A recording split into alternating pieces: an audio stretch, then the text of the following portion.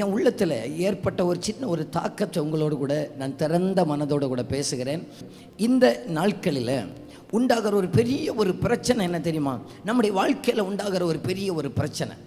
எல்லோரும் என்ன பாருங்கள், நான் சொல்லுகிற நேரத்தில் நீங்கள் பைபிளை திறந்தால் போதும். பலருக்கு இன்னைக்கு இருக்கிற ஒரு எண்ணம் டிப்ரெஷன். அது இந்த பிள்ளைகளையும் பார்க்க முடியுது, அவர்களை புரிந்து கொள்ள முடியல. வாழ்க்கையில் என்ன பயங்கரமான டிப்ரெஷன். நம்ம ஊரில் இப்போ சமீபமாக பார்த்தீங்கன்னு சொன்னால், சமீபமாக 2 மாதத்தில் 10வது வகுப்பு படிக்கிற ஒரு 2 பிள்ளைகள் சூசைட் பண்ணி இறந்து போயிட்டாங்க. 10வது வகுப்பு படிக்கிற. நேற்றுக்கு தம்பி பெஞ்சமின் என்கிட்ட வந்து இன்னொரு பிள்ளையுடைய ஃபோட்டோ, இந்த 10வது வகுப்பில் இந்த ஒரு பிள்ளை தான் மரித்து போய்விட்டது. 10வது வகுப்பில் ஏன் இந்த பிள்ளைகளுக்கு 10வது வகுப்பில் 15 வயசில் அப்படி என்ன வாழணுங்கிற ஆசை இல்லாமல் போய்விட்டது? ஏன் 10வது வகுப்பு படிக்கிறதான ஒரு பிள்ளைக்கு ஒரு வெறுப்பு வந்து விட்டது வாழ்க்கையின் மேலே? இது 10வது வகுப்புக்கு மட்டுமல்ல. இப்போ பாருங்கள், இந்த அம்மாமார் கல்யாணம் ஆனவங்களை பாருங்கள், அவங்கள்ட்ட போய் கேட்டு பாருங்கள், சந்தோஷமாக தானே வாழ்கிறீங்களேன்னு கேட்டால் அவங்க பலர் சொல்லுகிற டைலாக் என்னென்னா, பிள்ளைய தந்துட்டாரு, பிள்ளைக்காக வாழ்ந்துக்கிட்டு இருக்கிறேன். கை வைத்தண்டவங்க, பிள்ளைக்காக வாழ்ந்துட்டு இருக்கிறேன் அப்படின்னு சொல்லுகிறவங்க தான் அதிகம். இன்னும் சிலர் சொல்லுவாங்க, வேற வழி இல்லாமல் வாழ்ந்துட்டு இருக்கிறேன். ரட்சிக்கப்பட்டவங்க ஏன் வாழ்ந்துட்டு இருக்கிறீங்கன்னு கேட்டால் அவங்க சொல்லுவாங்க, தற்கொலை பண்ணால் நரகத்துக்கு போயிடுவோம், ஆகையினால நான் பண்ணாமல் இருக்கேன். தற்கொலை பண்ணாலும் பரலோகத்துக்கு போகிற ஒரு வாய்ப்பு இருந்துச்சுன்னு சொன்னால், சபைகளில் இவ்வளோ மக்கள் இருந்திருப்பார்களா? சபைகளில் பார்த்தீங்கன்னு சொன்னால் இந்தியா இன்னைக்கு உலக மக்கள் தொகையில் 1வது இடத்துல இருக்குது. அப்படி ஒரு வாய்ப்பு இருந்துச்சுன்னா அந்த இடத்துக்கு இந்தியா வந்திருக்காது. ஏன் என்று சொன்னால், மக்கள் பலருக்குள்ள ஒரு பிரச்சனை. என்ன பிரச்சனை? ஐயோ, ஒரு சின்ன ஒரு பிரச்சனை வந்த உடனே நமக்கு இனி அவ்வளோதான், வாழ்க்கையை முடிஞ்சு போய்விட்டது. தற்கொலையின் எண்ணங்கள். நான் உங்களுக்கு சொல்கிறேன், இந்த எண்ணங்களை நம்ம எப்படி மேற்கொள்ளலாம். நான் உங்களுக்கு பெரிய பிரசங்கம் எல்லாம் இன்னைக்கு பண்ண விரும்பலை, கொஞ்சம் மனம் விட்டு உங்களோடு கூட பேச விரும்புகிறேன். தற்கொலை என்பது என் ஆண்டவர் அனுமதிக்கிறது அல்ல. தற்கொலை பண்ணுகிற ஒரு ஆத்துமா அது பரலோகத்துக்கு போகாது, பரலோகத்துக்கு போகாது. பைபிளில் சிலர் தற்கொலை பண்ணியிருக்கிறாங்க. தற்கொலை பண்ணது யார் என்று சொன்னால் யூதாஸ் ஆண்டவரோடு கூட இருந்தவர். அவன் என்றைக்கு அந்த தற்கொலையோட எண்ணம் ஒரு மனுஷனுக்கு அவனுக்கு வந்ததுன்னு சொன்னான், முதல்ல அவன் ஆண்டவரை விட்டு பணத்தை நேசித்தான். ஆகையினால அவனுடைய முடிவு அப்படியாக மாறிவிட்டது. 2வதாக ஆண்டவர் எவ்வளவோ அந்த மனுஷனை எச்சரித்தார், எவ்வளவோ எச்சரித்தார். ஆனாலும் எச்சரிப்புக்கு கீழ்ப்படியாததுனால அவனுடைய முடிவு அப்படியாக மாறிவிட்டது. என் அன்புக்குரியவர்களே, இந்த தற்கொலையுடைய காரியங்களை நான் எப்படி உங்களை அதை மேற்கொள் ஓவர்டேக் பண்ணுறது அப்படின்னு சொல்லிட்டு பைபிளிலிருந்து 1-2 காரியங்களை சொல்லுகிறேன். முதலாவதாக ஒரு சில வசனங்களை நம்ம வாசிங்க பார்க்கலாம். 139வது சங்கீதம். நான் அந்த கொஞ்ச நேரமே நான் அந்த வார்த்தையை சொன்னேன். 139வது சங்கீதம், அதனுடைய 16வது வசனம், 16வது வசனம். என் கருவை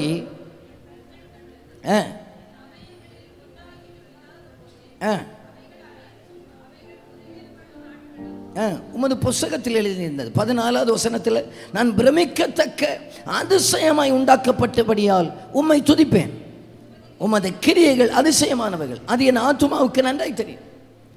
முதல்ல நீங்கள் ஒன்று நினச்சிக்கிடுங்க, என்னுடைய வாழ்க்கை இது எனக்கு சொந்தமானதல்ல, இது என்னை படைச்சவருக்கு சொந்தமானது. இது எனக்குரியதல்ல, என்னை பார்த்து ஒருவர் படைச்சிருக்கிறார். பார்த்து அவயங்களாக அவர் உருவாக்கி இருக்கிறார். பார்த்து பிரமிக்கத்தக்க அதிசயமாக. நீங்கள் ஒரு ஆள், நீங்கள் உங்கள் கண்ணாடியை போய் பாருங்க. நான் நம்புகிறேன், இன்னைக்கு காலையில் எல்லாரும் கண்ணாடி பார்த்துட்டு தான் வந்திருப்பீங்கன்னு நம்புகிறேன். இந்த கண்ணாடி பார்த்துட்டு வராவிட்டாலும் அங்கே வெளியே ஒரு கண்ணாடி இருக்கு, அதையாவது பார்த்துட்டு வருவாங்க. அந்த கண்ணாடியில் பார்த்து பாருங்க. நீங்கள் உங்கள் முகத்தை கண்ணாடியில் பார்ப்பீங்கன்னா உங்களை மாதிரி யாருமே அழகானவங்க உலகத்தில் இருக்க மாட்டாங்க. நீங்க தான் உலகத்தில் அழகானவர்கள். கண்டிப்பாக. ஏன் அந்த எண்ணத்தை ஆண்டவர் நமக்கு வச்சிருக்கிறாருன்னா, என்ன ஆண்டவர் நல்லா தான் படைச்சிருக்கிறாரு. ஐயோ எனக்கு அது இல்லையே, எனக்கு இது இல்லையே. கொஞ்சம் ஷேப்பில் தான் கொஞ்சம் வித்தியாசமாக இருக்கலாம். எல்லாருக்கும் 2 கண்ணு தான், எல்லாருக்கும் 2 காது தான், எல்லாருக்கும் 2 மூக்கு தான், எல்லாருக்கும் மூக்கும் கீழே பார்த்து தானே இருக்கு. இந்தியர்களுடைய மூக்கு தான் இங்கே இருக்கு, ஜப்பானில் உள்ளவங்க மூக்கு மேலே பார்த்தா இருக்கு. இந்தியர்களுடைய மூக்கு தான் அங்கே காது, காது தான் இப்படி இருக்கு. அங்கே அமெரிக்காவில் உள்ளவங்க காது என்ன அப்படி மேலே பார்த்தா இருக்கு. நான் அடிக்கடி நினைச்சிருக்கிறேன், என் தெய்வத்துக்கு படைப்பா பாருங்க. இந்த கை ரேகை இருக்கு பார்த்தீங்களா, இந்த கை ரேகை ஒவ்வொரு ஆளுக்கும் மாறுமா, ஒவ்வொரு ஆளுக்கும் மாறுமா. நான் வச்சுட்டு வந்ததில்ல, இன்னொரு ஆள் அதை வச்சு அதை ஸ்கேன் பண்ண முடியாது. எத்தனை கோடி மக்களுக்கும் இத்தனை கோடி அடையாளத்தை இந்த கைக்குள்ளே வச்சிருக்கிறாரு பாருங்க. அதே போல கண்ணை வச்சு எடுப்பாங்க, ஸ்கேன் பண்றாங்க. இத்தனை கோடி மக்களுக்கு இத்தனை கோடி. ஒரு பைக் 1000 பைக் ஒரே கம்பெனி ஒரே பைக்கு போட்டாங்கன்னா 1000 பைக்கும் ஒரே சாவியில் கொண்டு வர முடியுமான சந்தேகம் தான். பழைய சாவி இருக்கு இல்லையா, ஏதாவது ஒன்று இன்னொன்றுக்கு சிங்க் ஆகும். நாங்களே பார்த்துருக்குறோம். சமீபத்தில் ஒருத்தங்க இங்கே வந்தாங்க, நம்ம விசுவாசி தான். உற்சாக மிகுதியினால் என்ன பண்ணிட்டாங்கன்னு சொன்னால், சர்ச்சுக்கு வர அந்த வேகத்தில் ஸ்கூட்டரில் உள்ள டிக்கே திறந்தாங்க. டிக்கே திறந்து உள்ளே இருந்து பைபிள் எடுத்து சாவியை டிக்கிக்குள்ளே போட்டு பூட்டியாச்சு. இப்போ அந்த உற்சாகத்தில் இங்கே வந்தாச்சு. இங்கே வந்து பாடி முடிச்சு பிரசங்கம் தொடங்குற நேரத்திலேயாகும் சாவி இருக்குங்க. அங்கே வச்ச இடத்துல இருக்கான்னு அங்கே போய் பார்த்தா, பிறகுதான் தேடி தேடி பார்த்தா எங்களுக்கு தெரிஞ்சு போச்சு. இந்த ஆள் சகோதரி சிஸ்டர் மாதிரி தான் அதிகமாக செய்வாங்க. இதெல்லாம் உள்ளே போட்டு பூட்டியாச்சு. நாங்கள் எங்கள் வீட்டில் உள்ள வண்டிக்கு சாவியை கொண்டு போட்டாங்க, அதுக்கு திறந்தாச்சு. அது வேற வண்டி, இது வேற வண்டி. ஒரு வண்டி அவங்களால அதை சரியாக கரெக்டாக சிங்க் பண்ண முடியலை. ஆனால் என் தெய்வத்துடைய படைப்பை பாருங்க, வித்தியாசமாக ரேகையை இது இவ்வளோ இடத்துக்குள்ள ஆண்டவர் வச்சிருக்கிறாருங்க. நீங்கள் சொன்னீங்க நினைங்க, என்னை கர்த்தரே படைச்சிருக்கிறாருங்க. என்னை பிரமிப்பாக கர்த்தரே உண்டாக்கி இருக்கிறாருங்க. என்னை உண்டாக்கினவர் எனக்காக ஒரு நாளை குறித்திருக்கிறார். அவர் குறித்திருக்கிற நாள் வரைக்கும் இந்த உலகத்தில் நான் வாழ வேண்டும் என கர்த்தர் விருப்பமுடையவராக இருக்கிறார். நான் பல நேரத்தில் நினைச்சிருக்கிறேன், என்ன தெரியுமா, ரோட்டில் அந்த அந்த பிச்சைக்காரங்க பைத்தியமாக வஸ்திரமே இல்லாமல் அலைஞ்சிக்கிட்டு இருப்பாங்க. ஒரு சகோதரி ஒரு ஹோட்டலில் உள்ள சாப்பாடெல்லாம் ஒரு இடத்துல கொண்டு போய் தட்டி போட்டிருக்கிறாங்க. அந்த இடத்துல உட்கார்ந்து அதுக்குள்ளே இருக்கிற சாப்பாடு வேஸ்ட்டுகளை சாப்பிட்றாங்க. இப்போ அதே ஹோட்டலில் நாங்களும் சாப்பிட்றதுக்கு அங்கே போகிறோம். நான் கொஞ்சமாவது அவங்களுக்கு புத்தி இருக்கோம், இங்கே வாங்க நான் உங்களுக்கு சாப்பாடு வாங்கி தரேன்னு சொல்லி கூப்பிடுறேன். அது வேண்டான்னு சொல்லுது, எனக்கு இது போதும். அவர்களுக்கு பாருங்க, டெஸ்ட் பண்ணி பாருங்க, சுகர் இருக்காது, கொலஸ்ட்ரால் இருக்காது, ப்ரெஷர் இருக்காது, பிபி இருக்காது, ஒரு பிரச்சனை இல்லை. அவர்கள் மரணத்தை ஆசைப்படுறாங்க, ஆனால் அவங்களுக்கு மரணம் வரல. இன்னொரு பக்கத்தில் நல்ல சுகமா 1க்கு 2 நேரம் குளிச்சு 2க்கு 3 நேரம் பல்லு தேய்ச்சி சுகமா பார்த்து பார்த்து பார்த்து நம்முடைய சரீரத்தை பார்த்து அந்த சாப்பாடு செட் ஆகாது, இந்த சாப்பாடு செட் ஆகாது அப்படின்னு மாற்றி மாற்றி வச்ச நம்ம உட்காந்து டெஸ்ட் பண்ணி பாருங்க, நமக்கு பிபி, கொலஸ்ட்ராலு, சுகரு, ப்ரெஷரு, லோவுக்கு லோ, ஹைக்கு ஹை எல்லாம் உண்டு. அவங்களுக்கு மரணம்னு விரும்புகிறாங்க, அவங்களுக்கு வரல. நம்ம மரிக்கணும்னு விரும்பலை, ஆனால் நமக்கு மரணம் வருகிறது. காலங்கள் தெய்வத்துடைய கைகளில் இருக்கிறது. யாரை எவ்வளவு காலம் வாழணும்னு ஆண்டவர் நினச்சிருக்கிறாரோ அவ்வளவு காலம் இந்த பூமியில் நம்ம வாழ்ந்து தான் ஆகணும். ஆகையினால என்றைக்கும் ஒரு நாள் உங்களுக்கு அப்படிப்பட்ட எண்ணம் உண்டாகவே கூடாது. கர்த்தர் இந்த உலகத்தில் குறித்த காலம் வரைக்கும் நாம் வாழ்ந்தத்தான் ஆகணும்னு சொல்கிறவங்க வலது கையை உயர்த்துங்க பார்க்கலாம். ரொம்ப கஷ்டமாக தான் வருது, ரொம்ப கஷ்டம். நல்ல கையை உயர்த்திடுங்க பார்க்கலாம், கையை உயர்த்தி சொல்லுங்கள் பார்க்கலாம்.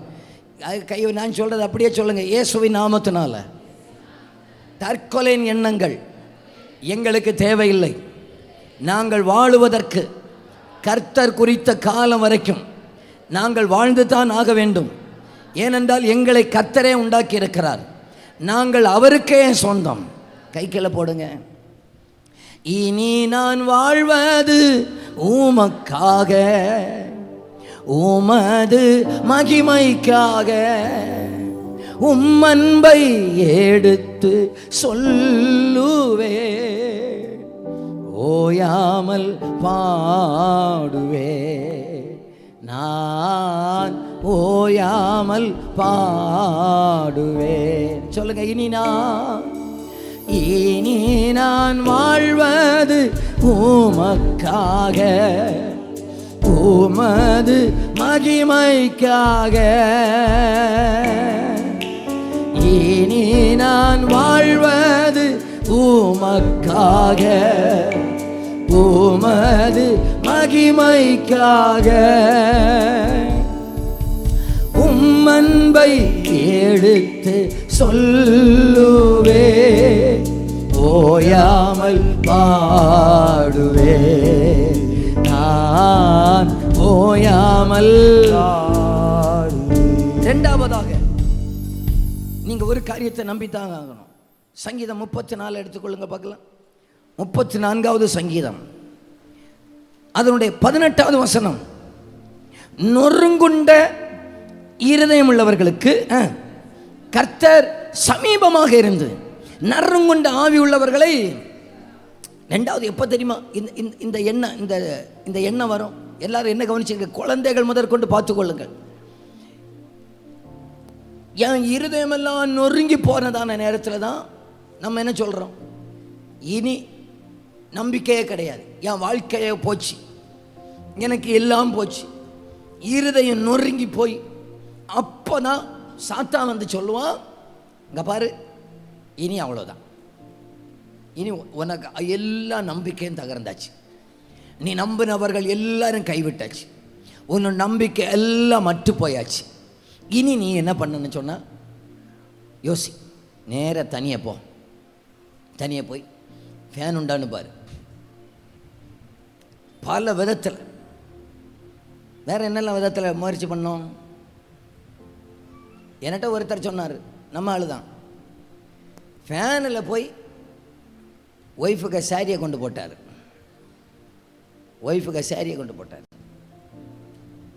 ஆண்டவருடைய அவர் மேலே வச்ச அன்புனால கழுத்தில் சுற்றுறதுக்கு நான் ரெடி ஆகிறதான நேரத்தில் அவருடைய சின்ன கோயிலில் போய் அப்பா கூப்பிட மனசு மாறி கீழே இறங்கி வந்துட்டார். ரொம்ப நொறுங்கொண்டே இருந்து அப்போ தான் பிசாசு சொல்லுவான், நீ அதை செய், இதை செய், அப்படி செய், இப்படி செய். நீங்கள் இப்பொழுது நம்புங்கள், ரொம்ப நொறுங்கி போகிறதான நேரத்தில் என்னை தூண்டுகிற சாத்தானுக்கு இடம் கொடுக்க மாட்டேன். நொறுங்குண்ட இருதயம் உள்ளவர்களுக்கு கர்த்தர் சமீபமாக இருக்கிறார். அந்த நேரத்தில் அப்பான்னு சொல்லி கூப்பிட்டு பாருங்க, உடனடியாக பதில் கொடுக்க அவர் வல்லவராக இருக்கிறார். ரொம்ப நொறுங்கி போய் லாஸ்ட் ஸ்டேஜில் நிற்கிறதான நேரத்தில் நம்ம பக்கத்தில் கர்த்தர் வர்றார், கர்த்தர் நிற்கிறாருங்க, பக்கத்தில் கர்த்தர் இருக்கிறார். அது எந்த இடத்துல, யாரும் இல்லாத இடமா இருந்தாலும் சரி, சமுத்திரமாகட்டும், ஆழங்களாகட்டும், உள்நாடாகட்டும், வெளிநாடாகட்டும், தனி அறையாகட்டும், யாருமே இல்லைன்னு நினைக்கிறீங்களா? அங்கே கர்த்தர் நிற்கிறார், அங்கே கர்த்தர் நிற்கிறார். ஆமேன் சொல்லுங்க பார்க்கலாம். ஆமேன். நம்பர் 3, பிலிப்பியர் 4வது அதிகாரம் 13வது வசனத்தில் பவுல் சொல்லுகிறார், என்னை பலப்படுத்துகிற கிறிஸ்துவினாலே எல்லாவற்றையும் செய்ய எனக்கு பலன் உண்டு. இந்த வார்த்தையை நீங்க அறிக்கையிடுங்க. இந்த டிஸ்பிளேல அந்த வசனத்தை போடுவாங்க. நீங்க எல்லாரும் அந்த வசனத்தை சத்தத்தை உயர்த்தி உங்க வலது கையை உங்க மார்பில் வைத்து நீங்க எல்லாரும் சொல்ல போறீங்க. பிள்ளைகள் முதற்கொண்டு, டேய் கை கொண்டு வந்தீங்களா? மார்பு உண்டா உங்களுக்கு? கை வை. அந்த டிஸ்பிளே பார்த்து சத்தமாக வாசிங்க. எல்லாரும் சொல்லுங்க பார்க்கலாம். என்னை பலப்படுத்துகிற கிறிஸ்துவினாலே எல்லாவற்றையும் செய்ய எனக்கு, இன்னும் சொல்லுங்க பார்க்கலாம், இன்னும் சொல்லுங்க பார்க்கலாம். என்னை பலப்படுத்துகிற கிறிஸ்துவினாலே எல்லாவற்றையும் செய்ய. அப்போ இதில் இருந்து நம்ம அறிந்து கொள்ள வேண்டிய ஒரு காரியம் என்னவென்றால், எனக்கு எல்லாமே முடிந்தது, பலன் அற்று போனது என்கிறதான நேரத்தில் என்னை பலப்படுத்துகிற ஒரு கர்த்தர் ஒருவர் எனக்காக இருக்கிறார். சொல்லுங்க பார்க்கலாம். என்னை பலப்படுத்துகிற ஒரு கர்த்தர் எனக்காக இருக்கிறார். எந்த எந்த எல்லையிலிருந்தும் என்னை தூக்கி எடுக்க அவர் வல்லவராக இருக்கிறார். எந்த அற்றத்திலிருந்தும் என்னை காப்பாற்ற கர்த்தர் வல்லவராக இருக்கிறார். கடனுடைய அர்த்தத்தில் போயிட்டீங்களா, இன்னும் உங்களை பலப்படுத்த அவர் வல்லவராக இருக்கிறார். இன்னும் உங்களை ஆசீர்வதிக்க வல்லவராக இருக்கிறார். பலவீனத்துடைய இறுதியில் போயிட்டீங்களா, இன்னும் உங்களை சுகமாக்க அவர் வல்லவராக இருக்கிறார். என்னை பலப்படுத்த அவர் வல்லவராக இருக்கிறார். வல்லவராக இருக்கிறார். வல்லவராக இருக்கிறார். நான் என்ன சொல்கிறேன், ரெண்டு காரியங்களை பொதுவாக சொல்கிறேன். நல்ல ஃபெல்லோஷிப்பில் இணைந்து கொள்ளுங்கள், நல்ல ஐக்கியத்தில் இணைந்து கொள்ளுங்கள். இப்போ பாருங்கள், திங்கக்கிழமை ஒரு குரூப் இருக்குது, செவ்வாய்க்கிழமையில் பெண்கள் ஜெபம் இருக்கிறது, புதன்கிழமையில் இருக்கிறது, வியாழக்கிழமையில் இருக்கிறது, சனிக்கிழமையில் இருக்கிறது.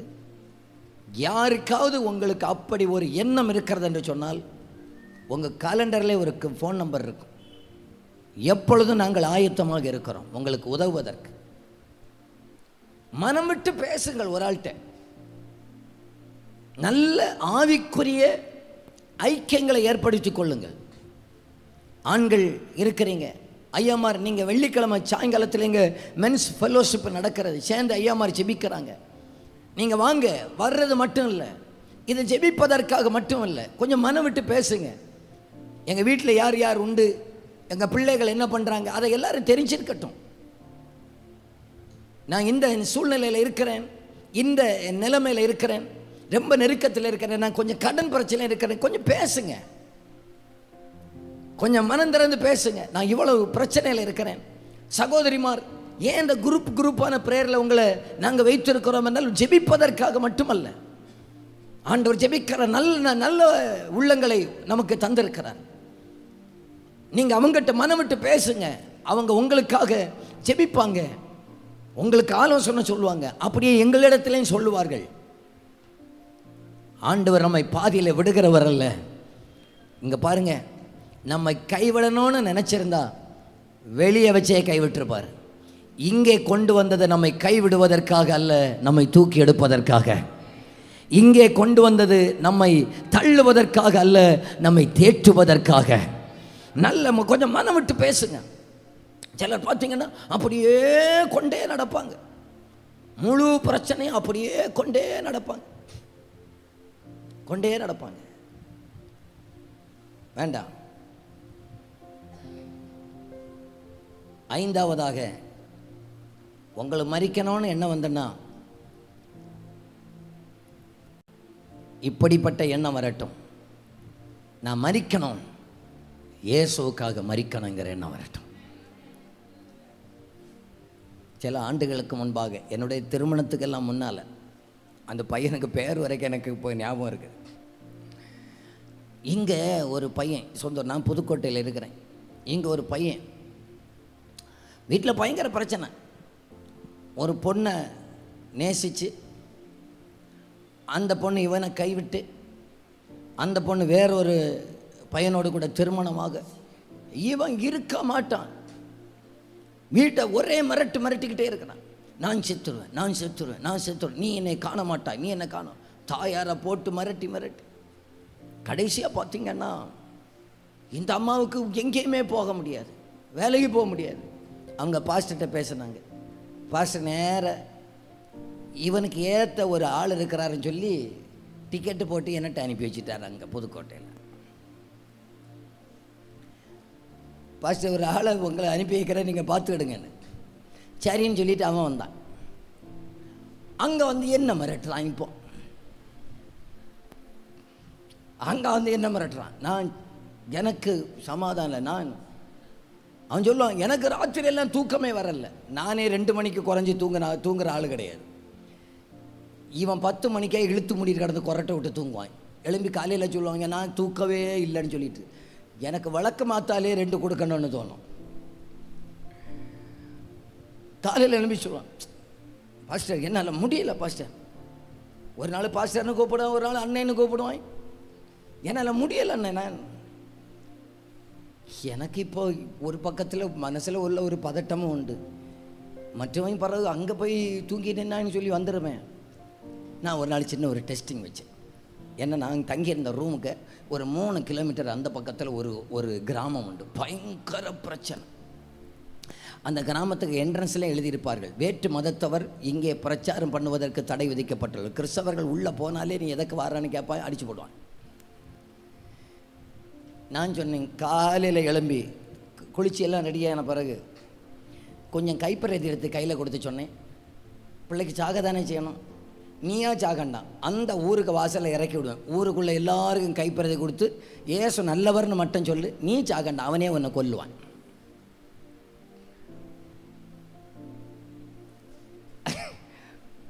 அவன் போனா என்ன, அவங்க ஒன்றா என்ன. இப்போ சொல்கிறோம், ஐயோ வேண்டாம், இவன் நான் சாகிற நடக்கிறவன். இனி மேலாலும் என்கிட்ட சாகுவேன்னு சொன்னான், அன்னைக்கு நீ சாகண்டான், என்கிட்ட சொல்லு, நானே உன்னை சொல்லிய முடிச்சிடலாம். உன்னை நேரே குளிப்பாட்டி நல்ல ட்ரெஸ் போட்டு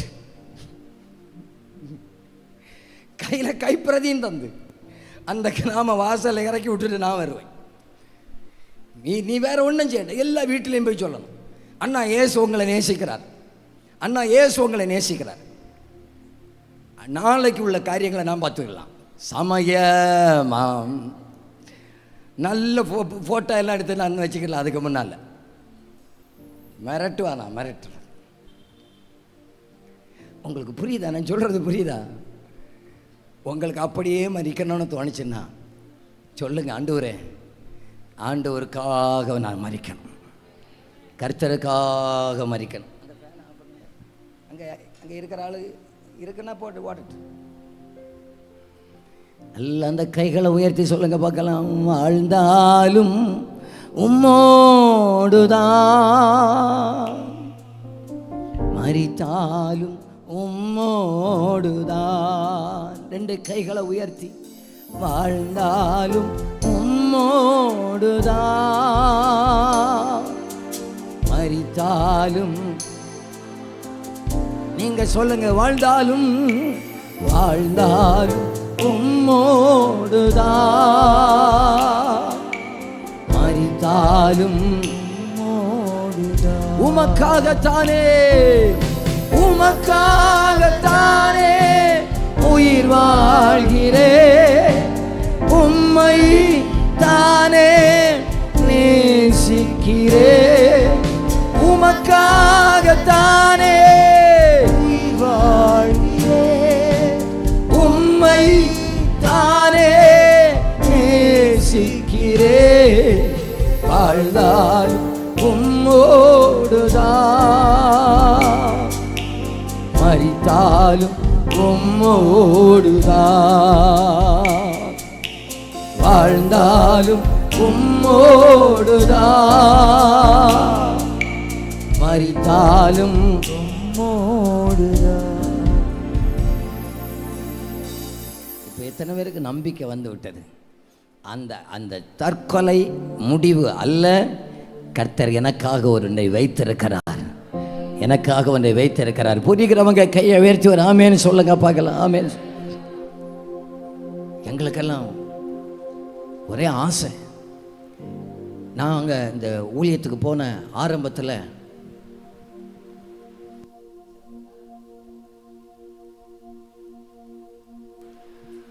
நாங்கள் ஊழியத்துக்கு வந்த ஆரம்பத்தில் நான் ஆண்டவர்கிட்ட நான் கேட்டிருக்கிறேன், எத்தனையோ இரத்த சாட்சிகள் இந்தியாவில் வந்து மரிக்கிறார்கள். இந்தியாவில் இந்த தலைமுறையில் இரத்த சாட்சிகள் எழும்பினாதான் இந்திய தேசம் அசைக்கப்படும்னு சொன்னான். நாங்கள் அதற்கு எங்களை அர்ப்பணிக்கிறோம் ஆண்டவரே, அதற்கு எங்களை அர்ப்பணிக்கிறோம் ஆண்டவரே. நாங்கள் கர்த்தருக்காய் வாழுவதற்கும் மரிப்பதற்குமாக தான் நாங்கள் இந்த வங்கி வந்திருக்கிறோம், ஊழியத்துக்காக. கர்த்தர் எங்களை அதற்காக பயன்படுத்துவீராக ஆண்டவரே. கோதுமை மணியை போல நாங்கள் விழுந்தாலும் விழுகிறோம். எப்படியாவது தேசம் இயேசுவுக்கு சொந்தமாக மாறுவதாக. உயிரை தந்தது அவர், வாழ வைத்தது அவர். அவருக்காக வாழணும், அவருக்காக செயல்படணும், அவருக்காக செயல்படணும். இனி என்னுடைய பிரசங்கத்துடைய அடுத்த பாகத்துக்குள்ளாக வருகிறேன். அடுத்த பாகம் என்னவென்றால், இந்த தற்கொலையுடைய எண்ணங்களுக்கு தூண்டுவதற்கு இன்னொரு மிக முக்கியமான காரியம் என்னவென்றால் பயம். பயம் பயமே இல்லைன்னு சொல்லுகிறவங்க யாராவது இருந்தா? இல்லை. சிலருக்கு மரணத்தை பார்த்து பயம் உண்டு, சிலருக்கு பேயை பார்த்து பயம் உண்டு, சிலருக்கு பல்லியை பார்த்து பயம் உண்டு, சிலருக்கு சின்ன ஒரு ஒரு ஒரு கரப்பாம்பூச்சி போதும், அது ஒன்று இருந்தாலே போதும் அவங்க தூக்கத்தை எடுக்கிறது. பலருக்கு பல காரியங்களை பார்த்து பயம். நான் உங்களுக்கு சொல்லுகிறேன், பொதுவாக ஒரு மனிதனை ரொம்ப பயப்படுத்துகிற காரியம் என்னவென்று சொன்னால் எதிர்காலத்தை குறித்த பயம். எதிர்காலம் இருளாக தெரிகிறதென்றால் உடனடியாக வெளியே சொல்ல விட்டாலும் உள்ளுக்கு ஒரு பயம் வரும். என்ன பயம்? ஐயோ நாங்கள் இனி அவ்வளோதான், இனி எல்லாம் முடிஞ்சு போச்சு. அந்த பயத்தை எப்படி மேற்கொள்வது? 5 காரியங்களை உங்களுக்கு சொல்கிறேன்னா, இந்த பயத்தை மட்டும் நம்ம மேற்கொண்டுட்டோம்னு வச்சுக்கோமே, இந்த எண்ணங்களே வராது. நான் 2 நாளுக்கு முன்னாடி நேற்றைய தினத்தில் அதை சொல்லி ஜெபித்தேன்.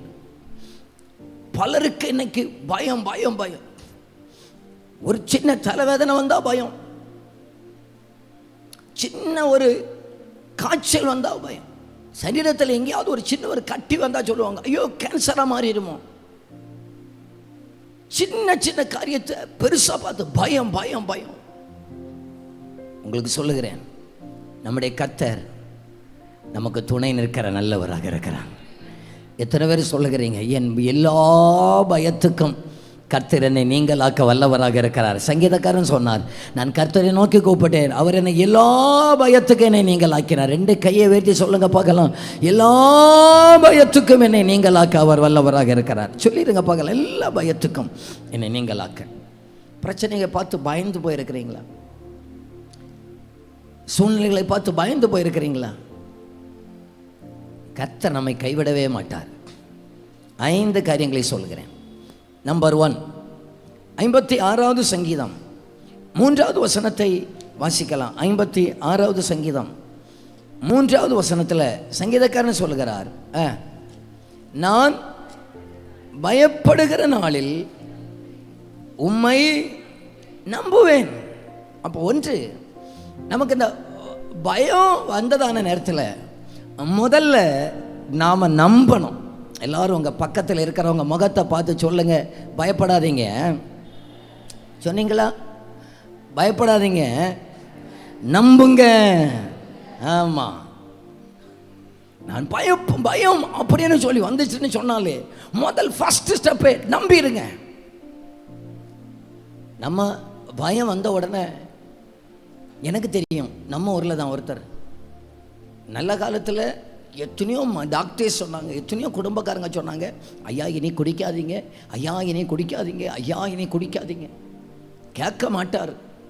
சொல்லி சொல்லி சொல்லி பார்த்தாங்க, கேட்க மாட்டார். கடைசியில் குடிச்சு மரண தருவாயில் வந்ததான நேரத்தில் அவருடைய குடும்ப கல்லறை தோட்டம் இருக்கிறது. அங்கே போய் கிடந்து, இவமே என்ன இங்கே அடக்கம் பண்ணுவாங்க, பின்ன எங்கே அடக்கம் பண்ணுவாங்க, என்ன இங்கே அடக்கம் பண்ணுவாங்க, ஐயோ ஐயோ என்னங்க. நல்ல காலத்தில் வாழ்றதுக்கு வாய்ப்பு கிடைச்சு இல்லையா? 2 பொம்பளை பிள்ளைகளை வச்சிருந்தியல்ல, வாழ்றதுக்கு பிரச்சனை இல்லாத நல்ல குடும்பத்தை தந்தார் இல்லையா? நல்ல வருமானத்தை தந்தார் இல்லையா? பிள்ளைகளை பார்க்கறதுக்காக தானே தந்தார், அவன் குடிக்கிறதுக்காக தந்தார். கிம்ஸில் உள்ள டாக்டர்னு சொன்னார் இல்லையா? காஸ்மோவில் உள்ள டாக்டர்னு சொன்னார் இல்லையா? நீங்கள் இனி குடிச்சிடாதீங்கன்னு. அப்போ ஒன்றும் பயம் வரல, இப்போ அண்ணனுக்கு பயம் வந்தாச்சு. பிரயோஜனம் இல்லை. நமக்கு இன்னைக்கு ஒரு அம்மாவுக்கு தலைவேதனை வந்து அழுது, ஆண்டவரே எனக்கு பிள்ளைகளுக்கு கல்யாணத்தை பார்ப்பேனா. வந்தது ஒரு தலைவேதனை, நான் இனி போக்குதானோ. வாயில இந்த வார்த்தையே வரக்கூடாது. நம்புவேன் என் இயேசு ஒருவரை. சொல்லுங்க, நம்புவேன் என். ரெண்டு கைகளை உயர்த்தி இப்ப நீங்க மட்டும் சொல்ல போறீங்க, நம்புவேன், நம்புவேன் என்.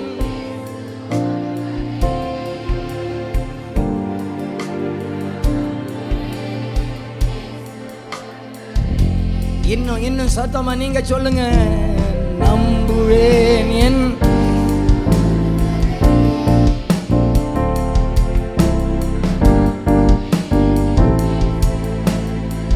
அப்பா,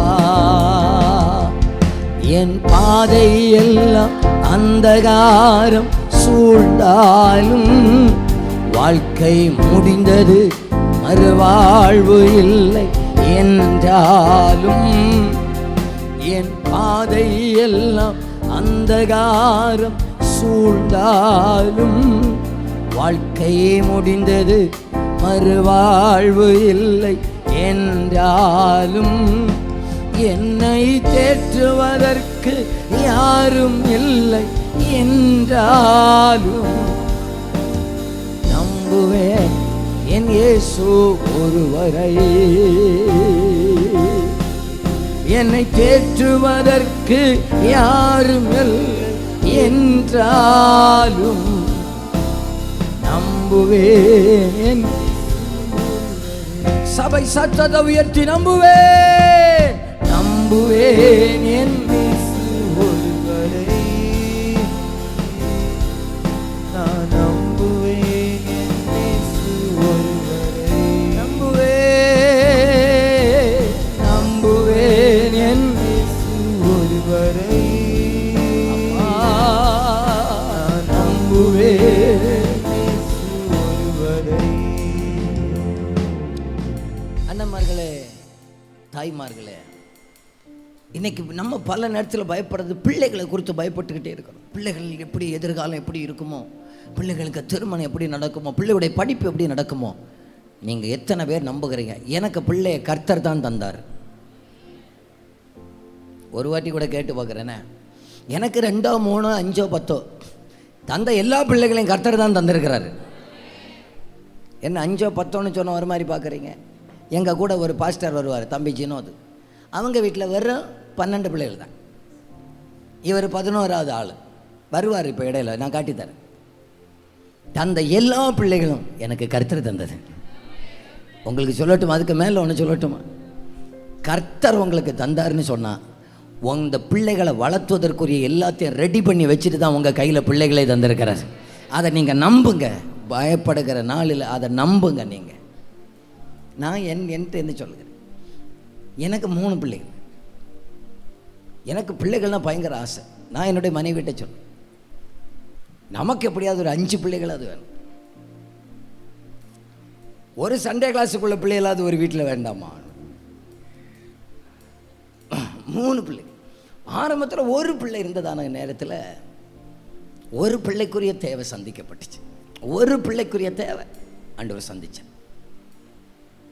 2வது பிள்ளை நானே நினைச்சேன், 2வது பிள்ளை 1வது ஆளுக்கே நாங்கள் கஷ்டப்பட்டோம். இப்போ 2வது ஆளுக்கு என்ன? 2வது ஆள் வந்த பிறகு 2வது ஆளுக்கு தேவையான வருமானங்களை ஆண்டவர் கொடுத்தார். 3வது ஆள் வந்துச்சு. 3வது ஆள் வந்த பிறகு அதுக்கு தேவையான வருமானங்களா ஆண்டவர் சொன்னார். ஐயோ, நான் நல்லா ஆசைப்பட்டேன். 2 பிள்ளை. 3வது மனைவி கன்சீவா இருக்கிறான்னா, கர்த்தாவே அது ட்வின்ஸாக இருக்கட்டும் மாட்டு வரேன்.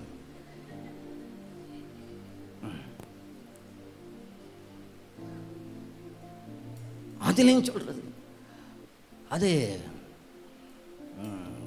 பாஸ்டர், உங்க மனைவி நடக்கிறத பார்த்தாலே தெரியுது திரும்பவும் பையனாகத்தான் இருப்பான் போல் இருக்கிறது.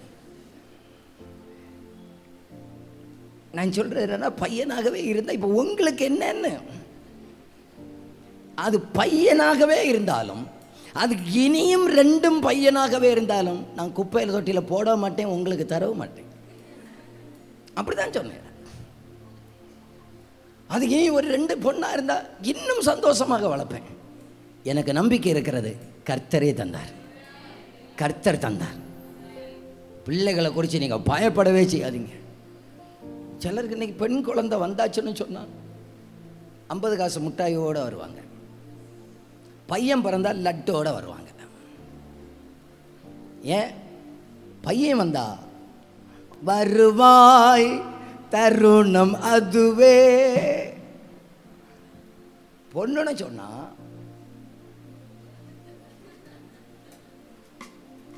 பிள்ளை இன்னும் பால் குடி மறக்கல, அம்மா சொல்லுது எப்படி கட்டி கொடுப்பேன்.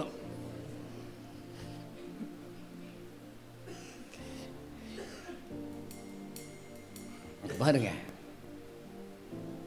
என்ன தந்தாலும் எனக்கு கர்த்தர் தான் தந்திருக்கிறார். சொல்லுங்க பார்க்கலாம், எனக்கு கர்த்தர் தான் தந்திருக்கிறார். இனி நான் பயப்பட மாட்டேன், நம்புகிறேன். அவர் அழகாக நடத்துவார்னு சொல்லுகிற அம்மாமார் மட்டும் நல்ல கையை உயர்த்தி ஒரு ஆமேன்னு சொல்லுங்க பார்க்கலாம். ஆமாம், கவலைப்படாதீங்க, பயப்படுகிற நாளில் இப்படிப்பட்ட பயங்கள் நீங்கள் சும்மா போனாலும் பக்கத்து வீட்டுக்காரி விட மாட்டார். என்ன செய்வ பிள்ளைகளை வச்சுக்கிட்டு அப்பமாக நமக்கு இடி விழுந்தது போல இருக்கும். ஆமாம் இல்லை, என்ன செய்வேன்?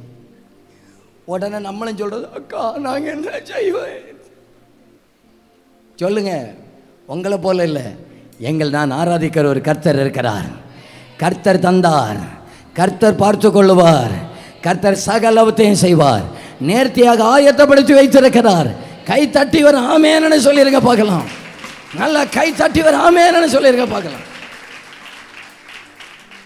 பாஸ்டர், பிள்ளைக்கு 19 வயசாச்சு பாஸ்டர், மாப்பிள்ளையே அமைய மாட்டேங்குது, மாப்பிள்ளையே வரமாட்டேங்குது. இனி ஆண்டவர் ஆதாமை போல உண்டாக்க வச்சு, ஏன்னா பய எங்கேயாவது கிடப்பான், வருவாங்க சமயத்துக்கு. ஆண்டவருடைய நேரம் வரும்போது எல்லா நேரத்தையும் நடக்கும்.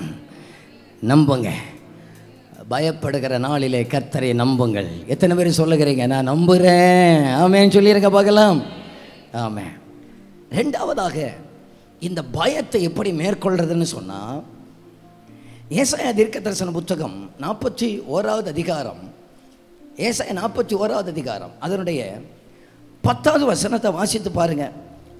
அங்கே இந்த வார்த்தைகள் எல்லாம் நமக்கு தெரியாதவைகள் அல்ல, ஆனால் தெரியும், நாம் நம்பாதவைகள். ஏசாயா 41:10, நீ பயப்படாதே, நான் உன்னுடனே இருக்கிறேன், திகையாதே, நான் உன் தேவன், நான் உன்னை பலப்படுத்தி உனக்கு சகாயம் பண்ணுவேன், என் நீதியின் வலது கரத்தினால் உன்னேன்னு உள்ள இடத்துல என்னன்னு போட்டு வாசிப்போம். பயப்படாதே, நீர் என்னுடனே இருக்கிறீர், திகையாதே, நீர் என் தேவன், நீர் என்னை பலப்படுத்தி எனக்கு சகாயம் பண்ணுவீர், உம்முடைய நீதியின் கரத்தினால் என்னை தாங்குவீர். அப்படி நீங்க வாசிங்க. 2வதாக பயப்படுகிறதான நேரத்தில் கர்த்தருடைய வார்த்தையை நீங்க வாசிங்க. நமக்கு இன்னைக்கு என்ன பிரச்சனைன்னு சொன்னா, வசனத்தை பைபிள் வாசிச்சதில் ஒரு வசனத்தை சொல்லுங்க அல்லது ஒரு சம்பவத்தை சொல்லுங்க, யோசித்து சொல்றேன்னா, இந்த வசனம் அது ஜீவன் உள்ளது. இந்த பயப்படாதேன்னு சொன்னது யாருக்கு சொல்லி இருக்கிறார் சொல்லுங்க? யாருக்கு சொல்லுங்க? இன்னைக்கு இயேசுவை சொந்த ரட்சகராக ஏற்றுக்கொண்ட நமக்கு தாங்க சொல்லி இருக்கிறாரு. நீ பயப்பட, என்ன பார்த்து சொல்றார், நான் பயம், இந்த மரண பயம் வர்றதான நேரத்தில் கர்த்தர் என்னோடு கூட இருக்கிறார். வசனத்தை சொல்லுங்க, வசனத்தை தியானிங்க. கர்த்தர் எனக்காக யாவும் செய்ய வல்லவர், நான் அவருடைய உள்ளங்கையிலே வரைந்து கர்த்தர் என்னை வைத்திருக்கிறார். கர்த்தர் என்னை தாங்குவார், கர்த்தர் என்னை தேற்றுவார், கர்த்தர் என்னை பலப்படுத்துவார். சொல்லுங்க வசனத்தை, வார்த்தை அப்படியே அறிக்கையிடுங்க, வார்த்தை அறிக்கையிடுங்க. வார்த்தையை நம்ம என்னைக்கு அப்படியே தள்ளி வைக்கிறோமோ அன்றைக்கு தான் நமக்கு பயம் வந்து மூடுகிறது. ஆண்டவர் என்னோடு கூட இருக்கிறாரா? நான் உங்களை பார்த்து கேட்குறேன், கர்த்தர் உங்களோடு கூட இருக்கிறாரா? அப்போது திட்டி போடுவார், இருக்கிறார் இருக்கிறார். வீட்டில் போய் ஃபோன் பண்ணி கேட்டா, கர்த்தர் உங்களோட கூட இருக்கிறாரா? இருந்தால் ஏன் எனக்கு இந்த பிரச்சனை எல்லாம் வருது? என்ன வந்தாலும் கர்த்தர் என்னோடு கூட இருக்கிறார். நீங்கள் என்ன நினைக்கிறீங்க? நம்மளை அழிக்கணும்னா ரொம்ப நேரம் ஆகணும்னு நினைக்கிறீங்க? என்ன அவர் நம்ம என்ன பெரிய ஆளா? மனுஷனை மண்ணென்று நினைவு கூறுகிறார். ஆனாலும் கர்த்தர் அவர் நம்மை பிள்ளைகளாக வைத்திருக்கிறார். அந்த ஒரு பாசத்தில் நம்மை வாழ வைத்திருக்கிறார். ஹல்லேலூயா. வாழ வைப்பவரே, வாழ வைப்பவரே, ஐயா ஸ்தோத்திரம் ஏசையா. ரெண்டு கைகளை உயர்த்தி சொல்லுங்க பார்க்கலாம். வாழ வைப்பவரே, வாழ வைப்பவரே, பலத்தால் ஈடை கட்டி வழியை செவ்வையாக்கி வாழ வைப்பவரே, வாழ வைப்பவரே, வாழ வைப்பவரே, என்னை வாழவே வைப்பவரே. என்னை அவர் நேசிக்கிறாருங்க. பிரச்சனையை பார்த்த உடனே என்னை கைவிட்டார் என்ற அர்த்தம் அல்ல. என்னை புடமிடுகிறார், என்னை உருவாக்குகிறார், என்னை பலப்படுத்துகிறார், என்னை ஒரு சாட்சியாய் மாற்ற அவர் வல்லவராக இருக்கிறார். இந்த பிரச்சனை, இன்றைய பிரச்சனையை நாளைய சாட்சியாக மாற்றுவார். இன்றைய வேதனை நாளைய சாட்சியாக மாற்றுவார். அந்த வார்த்தையை நம்புங்க. வார்த்தைகள் எனக்காக எனக்காக எனக்காக. மூன்றாவதாக பயப்படுகிற நாளில் இந்த பொல்லாத எண்ணங்கள் வர்றதான நேரத்தில் பிலிப்பியர் எழுதின நிருபம் 4வது அதிகாரம்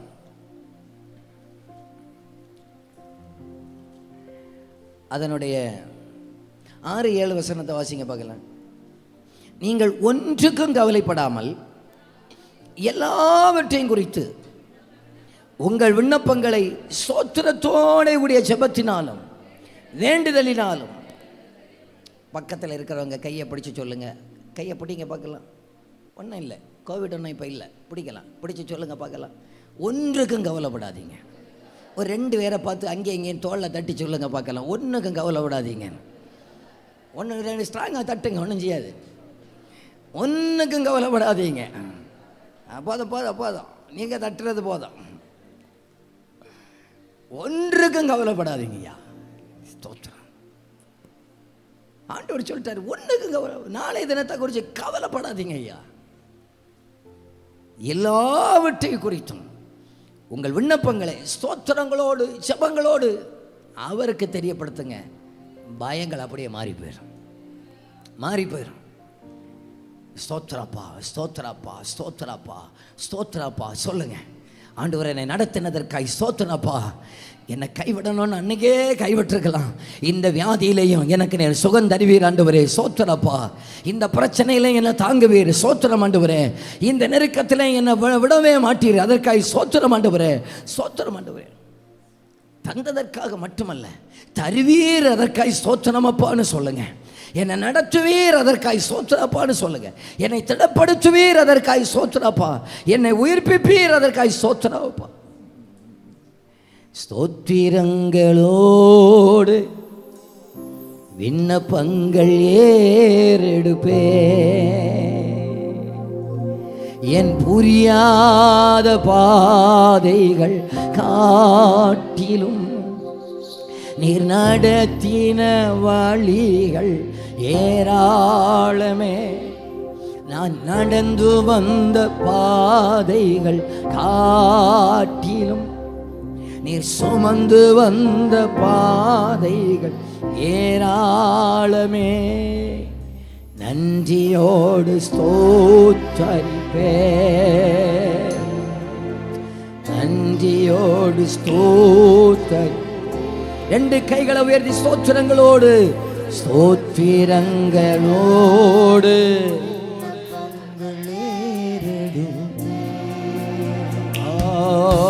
ஸ்தோத்திரங்களோடு சொல்லுங்க. புரியாத பாதை, என் புரியாத பாதை காற்றிலும் நீ நடத்தின வழிகள் ஏராளமே. நான் நடந்து வந்த பாதைகள் காற்றிலும் நீர் சுமந்து வந்த பாதைகள் ஏராளமே. நன்றியோடு சோத்தரிப்பே, நன்றியோடு சோத்தரிப்பே, நான் நன்றியோடு. ரொம்ப பயத்தோட இந்த சூசைட் தாட்ஸ், இந்த தற்கொலையுடைய எண்ணங்கள் வர்றவங்க யாராவது இருந்தீங்கன்னா நீங்கள் முடிஞ்சு என்கிட்ட வந்து ஜெபம் பண்ணிட்டு தான் போனான்னா நீங்கள் வந்து ப்ரேயர் பண்ணுங்க. ஒன்றும் பிரச்சனை இல்லை. ஒன்றும் நீங்கள் வெக்கப்பட்டெல்லாம் நிற்க வேண்டாம். நீங்கள் வாங்க, நாங்கள் உங்களுக்காக ஜெபிக்கிறோம். நம்ம விடுவிக்கிற ஒரு நல்ல ஒரு கர்த்தர் இருக்கிறார். வாயில் ஸ்தோத்திரம் பண்ணிக்கண்டே இருங்க. ஸ்தோத்திரப்பா, நீ என்னை கைவிட மாட்டீரப்பான்னு சொல்லுங்கள். சாத்தான் தான் சொல்லுவான். அவனுடைய தந்திரம் என்ன? திருடவும் கொல்லவும். அதுக்கு என்ன தெரியுமா? ஒன்றே மற்றவங்களை கொல்ல வைப்பான், இல்லைன்னா சொந்தமாக செத்துருன்னு சொல்லுவான். இது ரெண்டும் சாத்தானுடைய வேலையாக்கும். சில நேரத்தில் சொல்கிறேன் இல்லையா, ஒன்றை விட மாட்டேன். ஒரு வீட்டில் 2 பேருக்கு பயங்கர பிரச்சனை. ஒரு மாமிக்கு மருமகளுக்கும். 2 பேரும் சர்ச்சுக்கு தான் போவாங்க. பாஸ்டர் ஜோமனை போனார். ஜோமனை போன பாஸ்டரை பார்த்து மருமக சொல்கிறாங்க, பாஸ்டர் இனி நான் நேற்றையிலேருந்து ஜோமனை தொடங்கியாச்சு. நேற்றையிலேருந்து நான் ஜோமனை தொடங்கியாச்சு. உடனே பாஸ்டருக்கு சந்தேகம், எப்படி அம்மா ஜோமனை தொடங்கினீங்க? கர்த்தர் எனக்கு கொடுத்த மாமி. கர்த்தருக்குள் நித்திரை அடையும்படியாக நான் ஜெபிக்க ஆரம்பிச்சுட்டேன். இது அங்கே உள்ளுக்கு அந்த அம்மா வேற ஒரு சர்ச்சைக்கு போகிறது, அது உள்ளே கேட்டுட்டு இருக்குது. முடியை பிரித்து போட்டுட்டு ஓடி வந்தது. பாஸ்டர்கிட்ட சொல்லுது, பாஸ்டரே நான் செத்து போனால் இவளை விடுவேன்னு நினைக்கிறா. இவா பேயா வந்து இவளை என்ன ஆட்டுறேன்னு பாருங்க, இவளையும் கொண்டு தான் போவேன்.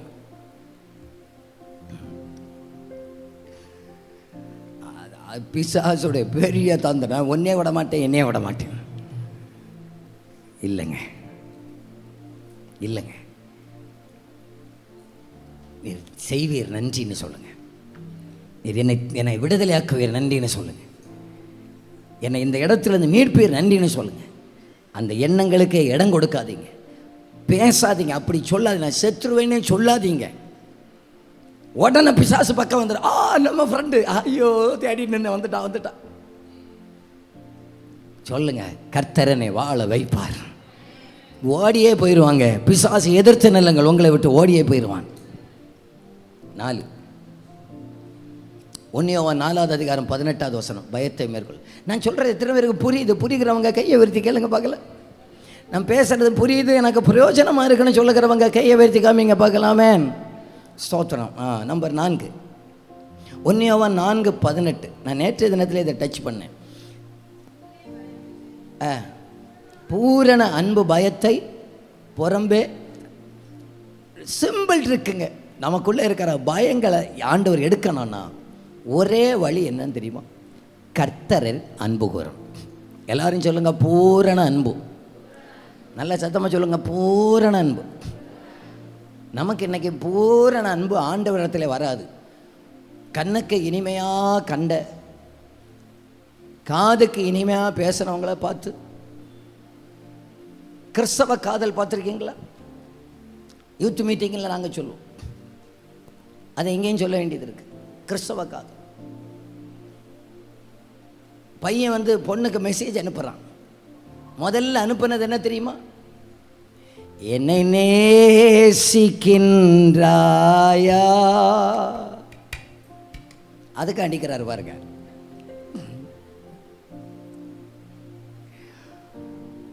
அப்புறம் இங்கே இருந்து வருகிறது. அப்புறம் உம்மை நேசிக்கின்றேன் நான். அப்புறம் வாழ்ந்தாலும் உன்னோடுதான் பூரண அன்பு. இப்போ இந்த குழந்தைகளை சொல்லுதுங்க, அவா இல்லாமல் எனக்கு வாழ முடியலன்னு. எவா அவா?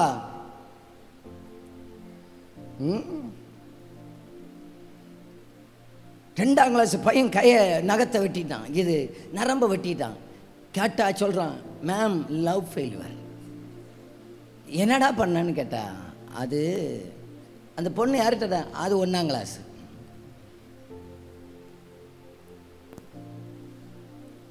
நம்ம இன்னைக்கு இந்த அன்பை இந்த பாஸ்டர் ரொம்ப நம்பினேன் பாஸ்டர், ரொம்ப நேசித்தேன் பாஸ்டர், ரொம்ப என்னுடைய இருதயத்தை கொடுத்தேன். அப்போ உனக்கு இப்போ இருதயம் இல்லையா? முழுசா நாங்கள் இருதயத்தை கொடுத்தோம் பாஸ்டர். அப்புறம் யாக்கோப போல போராடி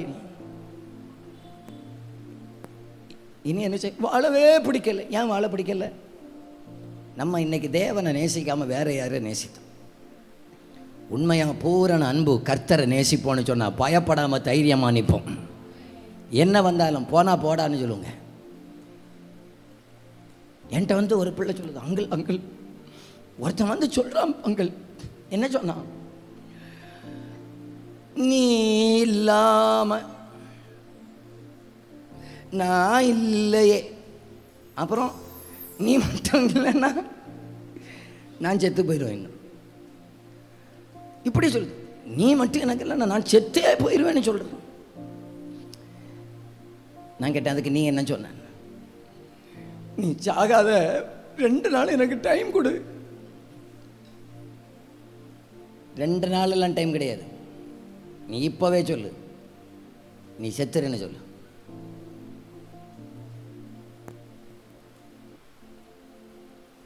இதே போல உன்ட்ட 10 பேர் சொன்ன என்ன சொல்லுவ நீ? என் பிள்ளைகளுக்கு சொல்லுகிறேன், 10ஆவது வகுப்பு 8ஆவது வகுப்பு இந்த தற்கொலை நாவிகளுக்கு பாரு, அன்பு சிலுவையில் நமக்கு ஒரு நேசர் ஒருவர் இருக்கிறார், உயிரை கொடுத்த ஒரு நாதர் ஒருவர் இருக்கிறார். நல்ல நேசித்து, இது அல்லங்க நேசம்.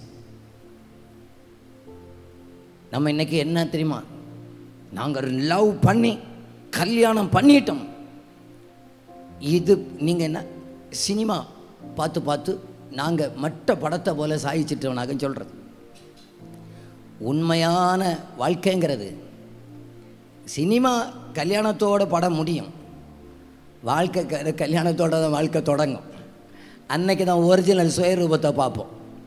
இது வரைக்கும் தேனே பாலே கனி அவனை இவனான்னு சொல்லி அவளை இவளான்னு சொல்லி கூப்பிட்டது, அதுக்கப்புறம் தான் வாரியா வா, போறியா போ, கிளம்பு வீட்டுக்கு, என்ன கொண்டு வந்த, ஒரிஜினல் சுயரூபம். அதுக்கு முன்னால் ஃபோனில் தான் தெரிஞ்சு, இப்போ பாதி தான் தெரிஞ்சு. இப்போ ஒரிஜினல் சுயரூபம் தெரிஞ்ச பிறகு 6 மாதத்தில் இவன் வேண்டாமா இருந்து. இது நமக்கு தேவையில்லாத பிரச்சனையாக இருந்தது. அன்பு, பூரண அன்பு என் கர்த்தர் இடத்துல மட்டும்தாங்க. உண்மையை ஆண்டவரை மட்டும் நேசித்து பாருங்க, நான் சொல்ல முடியும். எங்களை பிடிச்சி நிறுத்துறதே அப்பா மேலே உள்ள ஒரு அன்பு தாங்க. அலைகள் இல்லையான்னு கேட்டால் எங்கள் வாழ்க்கையில் அலைகள் மோதி அடித்து கொண்டே தான் இருக்கிறது. கொந்தளிப்பு உண்டான்னு கேட்டால் கொந்தளிப்பு தாங்க. நெருக்கம் உண்டான்னு கேட்டால் நெருக்கம் உண்டுங்க. பிரச்சனை உண்டான்னு கேட்டால் பிரச்சனை உண்டுங்க. ஆனால் ஒன்று, நாங்கள் நேசிக்கிறவர் இன்னார் என்று அறிவோம். எங்களை நேசிக்கிறவர் இன்னார் என்று அறிவோம். அலைகள் வந்தாலும் கொந்தளிப்பு வந்தாலும் மோதி அடித்தாலும் எங்களை விடாத ஒருவரை, அவர் எங்களை நேசிக்கிறார் என்பதை அறிஞ்சிட்டோங்க. ஆகையினால் எங்களுக்கு பயமில்லையே, பயமில்லையே, பயமில்லையே. என் கர்த்தர் ஆதரவாய் இருப்பதனா பயமில்லையே, எதிர்கால பயமில்லையே. என் கர்த்தர் ஆதரவாய் இருப்பதனா கேடகம் நீ, மகிமையும் நீ, நான் பெற்ற சிறந்த கைமாறு நீர்.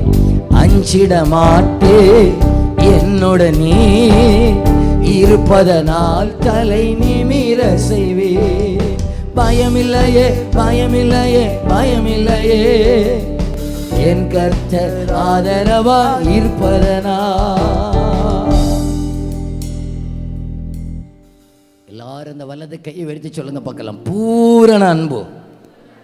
சத்தமா சொல்லுங்க. பூரண அன்பு பயத்தை புறம்பே தள்ளிடுறாங்க, வெளியே தள்ளி விட்டுறோம். ஆமாம், அது கேள்வி என்னன்னா, யாரை நேசிக்கிறோம்? அதான் கேள்வி. அவரை நேசிக்க இங்க பாருங்க, ஒருத்தன் நம்முடைய உயிரை எடுப்பதற்காக வந்திருக்கிறான், அவனை நேசிக்கிறோமா? ஒருத்தர் நமக்காக உயிரை கொடுத்தவர் நிற்கிறார், அவரை நேசிக்கிறோமா? சிம்பிளா நீங்க எப்படியே பாருங்க, கண் நமக்கு முன்னால எனக்கு உயிரை எடுப்பதற்காக ஒருத்தன் நடிச்சுக்கிட்டு வந்து நிற்கிறாங்க, எனக்காக உயிரையே கொடுத்தவர் ஒருவர் நிற்கிறார், ஜீவனை கொடுத்தவர் நிற்கிறார். கடைசி துளி இரத்தத்தை சிந்தி அந்த நேரத்திலையும் பிதாவே இவர்களை மன்னியும் என்று சொன்ன ஒருவர் நிற்கிறார். என் வாழ்நிலை இறுதி வர உண்மையே நான் நேசிப்பேன், உண்மையே நான் நேசிக்கணும் ஆண்டவரே. ஆண்டவரே, இந்த பரிசுத்த ஆவியினால கிறிஸ்துவின் அன்பை எங்க உள்ளத்தில் நீர் ஊற்றி விடும் ஆண்டவரேன்னு சொல்லி அந்த அன்பு கூற ஆரம்பிச்சிருங்க பார்க்கலாம். அந்த தற்கொலையின் எண்ணங்களும் வராது, பயங்களும் வராது. புரிகிறவங்க எல்லாம் கையை உயர்த்தி காட்டுங்க பார்க்கலாம். பாஸ்டர் நீங்கள் பேசுகிறது எனக்கு புரியுதுன்னு சொல்லுகிறவங்க கருத்தை அசைச்சு ஒரு ஆமேன்னு சொல்லிடுங்க பார்க்கலாமே. என் அன்புக்குரியவர்கள் நீங்களே நினைக்கல, என்ன பாஸ்டர் இப்படி ஒளிவு முறை இல்லாமல் பாஸ்டர் பேசுகிறாங்க? காலம் மோசமாக போயிட்டுங்க, சொல்ல வேண்டிய நேரம் சொல்ல வேண்டிய காலத்தில் வந்துட்டோங்க. ஒரு பிள்ளைகளை கூட எங்களுக்கு முன்னால் இருக்கிற ஒருவரை கூட நாங்கள் இழந்துடக்கூடாதுங்கிற பாரத்தில் நிற்கிறோங்க. என் உண்மையை சொல்லப்போனால் எங்களுக்கு சொல்லலை, எங்களுக்கு இதெல்லாம் சொல்லலை. எனக்கெல்லாம் இதே போல் யூத் மீட்டிங் எனக்கு கிடைக்கல, கிடைச்சிருந்தா கொஞ்சம் கூட நல்லா இருந்திருப்பேனேன்னு நான் நினைக்கிறேன். இன்னைக்கு ஆண்டவர் அந்த யூத் மீட்டிங்காக நன்றி, நடத்துகிற நல்ல பிள்ளைகளுக்காக நன்றி, நல்ல ஆலோசனைகளுக்காக நன்றி, எல்லாவற்றுக்காக ஆண்டவருக்காக நன்றி. ஏன் பிரயாசம் உண்டுங்க, அதன் மத்தியில் எங்கள் பிள்ளைகளை நாங்கள் இழக்க விரும்பலைங்க, எங்களுக்குரியவர்களை நாங்கள் இழக்க விரும்பலைங்க. கடைசியாக ஒன்றை மட்டும் சொல்லி முடிக்கிறேன், பரிசுத்த ஆவியானவரை தேடுங்கள். 2 தீமோத்தேயு 1:7 தேவன் நமக்கு பயமுள்ள ஆவியை கொடாமல் பலமும் அன்பும் தெளிந்த புத்தியுமுள்ள ஆவியையே கொடுத்திருக்கிறார். கடைசியா ஆவியானவர் ஒருவர் இருக்கிறார். நான் சுருக்கமாக சொல்லி முடிச்சிடுறேன். முதல்ல இந்த லைஃப் வாழ்க்கை பல நேரத்தில் எனக்கு தோற்று போய்விட்டது என்று வர்றதுனால தற்கொலையோட எண்ணங்கள், அதை எப்படி மேற்கொள்கிறது அப்படின்னு சொன்னேன். ஒரு 4-5 பாயிண்ட் சொன்னேன். அடுத்ததாக இது எல்லாவற்றும் காரணம் பயம். அதுதான் ஒரு மனிதனுக்கு முக்கிய காரணமாக இருக்கிறது. அந்த பயத்தை எப்படி மேற்கொள்ளுகிறது என்று சொல்லி 5 காரியத்தை சொன்னேன். தேவன் மீது நம்பிக்கை வைத்து விடுங்கள், அவருடைய வார்த்தையை விட்டு விடாதிருங்கள், ஸ்தோத்திரத்தோடு ஜெபம் பண்ணுங்கள், தேவனை மட்டும் நேசித்து அவருக்கு இடத்தில் அன்பு செலுத்துங்கள், பரிசுத்த ஆவியை நாடுங்கள். நம்ம பரிசுத்த ஆவியானவருக்கு இன்னொரு பெயர் தேற்றரவாளன். எல்லாரும் சொல்லுங்க, தேற்றரவாளன். அவர் எவ்வளவு தூரத்தில் நிற்கிறாருன்னு நினைக்கிறீங்க? நம்ம கூப்பிட்டா ஏன் என்று பதில் கொடுக்கிற தூரத்தில் தான் ஆவியானவர் நிற்கிறார். சபையை விட்டு அவர் வெளியே போனால் கூட வாசற்படியிலிருந்து கதவை தட்டி கொண்டிருக்கிறேன் என்று சொல்லி நம்மளை தட்டிக்கிட்டே தான் நிற்கிறார், எப்போ நீ இப்படியே போனால் போயிடுவேன், நீ நாசமாக போயிடுவோம், வாழ்க்கை வீணாக போயிடும், சத்துருவான், வாழ்க்கையை தொலைச்சிருவான். ஆனால் ஆவியானவராக நான் தட்டுகிறேன், உன் பயத்தை எடுக்குவதற்காக தட்டுகிறேன், உன்னை பலப்படுத்துவதற்காக தட்டுகிறேன், உன்னை உயிர்ப்பிப்பதற்காக தட்டுகிறேன். எல்லாரும் ஜெபிக்கலாமா?